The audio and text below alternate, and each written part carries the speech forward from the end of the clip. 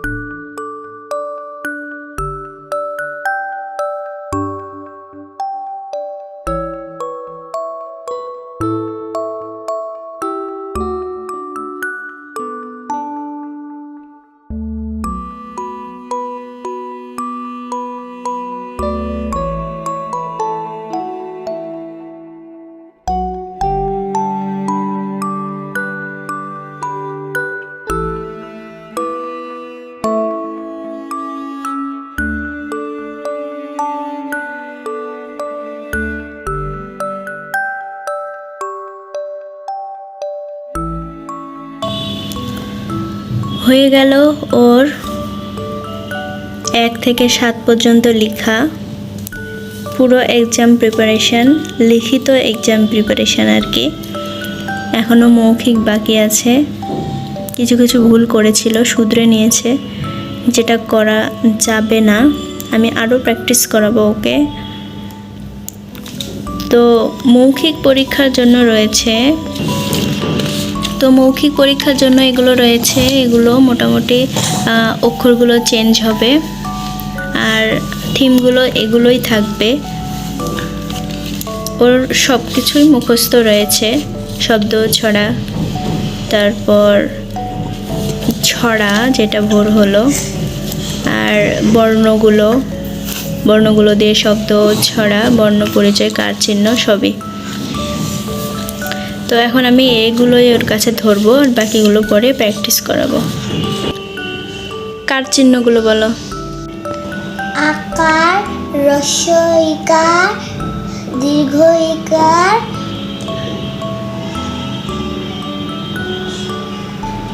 হ্রস্ব উকার, দীর্ঘ উকার। এটা কি? এটা রি। এটা কি? এ, সরেয়া, খ, জয় শরীয়তে শরীয়তে অজু করে নামাজ পড়ি। রিতে ঋতু রাজা বসন্তকাল ফুলের গন্ধে মন রোদাল। এতে একে গণনা শুরু হয়। কতে কলম দিয়ে লিখুন শিখি। ঘতে ঘুরে দেখে সবাই বলো। শরীয়তে শরীয়তে আল্লাহর হুকুম পালন করি। এটা রসইতে